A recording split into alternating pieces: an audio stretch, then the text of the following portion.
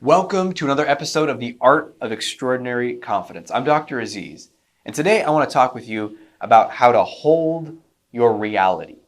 Hold your reality. Now, that phrase might make sense to you, it might not, but by the end of this video, you're going to understand exactly what I mean, and you're going to know how to use it. And this is incredibly important for your confidence in communication with anyone, work, business, social life, friendship life, and especially in dating and relationships.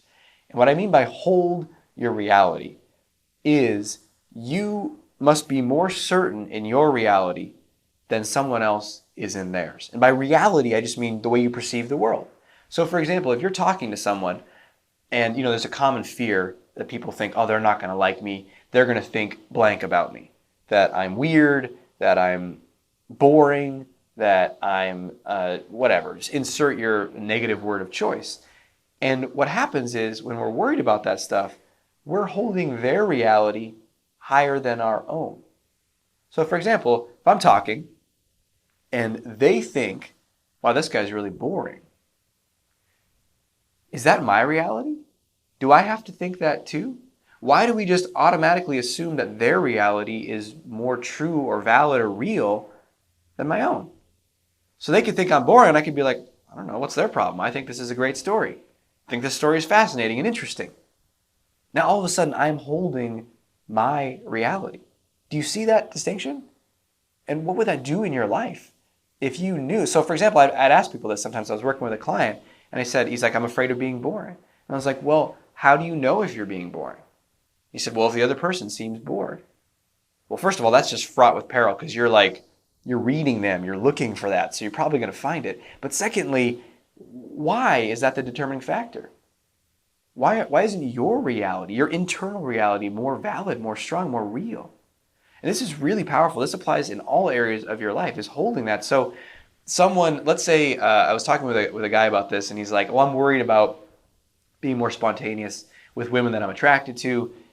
I'm afraid that they're going to judge me, right? And I was like, well, what is the worst case scenario? What's the fear that you have about what's going to happen? And he's like, well, I'm going to say something, and they're going to say, and they're going to make that face of like, ugh, and then they're going to think I'm weird. It's like, okay, well, you're only as weird as you buy into that reality.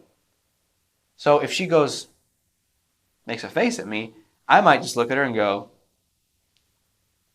and make an even more absurd, kind of joke about her face. I take her face and I'd amplify it. And what I'm showing there is like, I don't buy into this reality. I'm not weird. You're weird. What I'm doing is fine.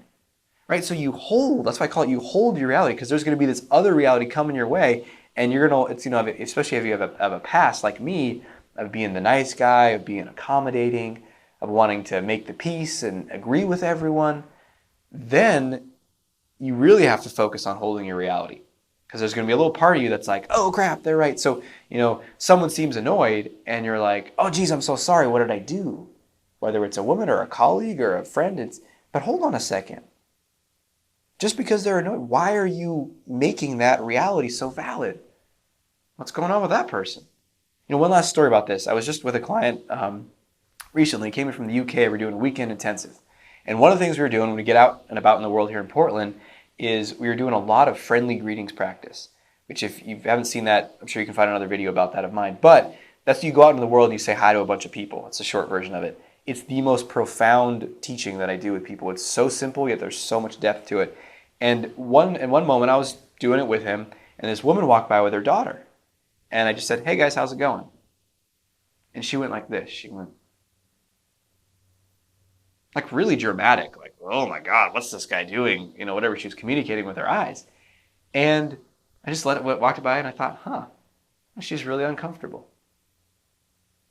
And it was like my reality was just impenetrable. Now, in the past, when I was really struggling with this stuff, or maybe in a different situation, someone gives you that look and you say, oh my God, that was so awkward. It's so inappropriate what I'm doing. What's wrong with me?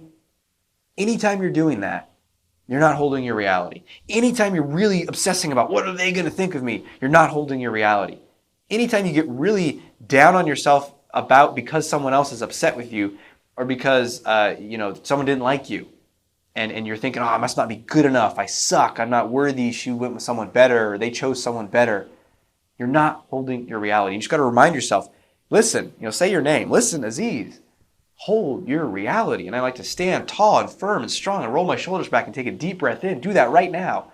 Bring your shoulders back, take a deep breath in, and say, I'm going to hold my reality. Because hell, that's the most real thing in my life, is my reality. Good. Own that. Feel that. And that's awesome. So keep with that. I look forward to speaking with you in the future. Until we do, may you have the courage to be who you are and to know on a deep level that you're awesome. I'll talk to you soon.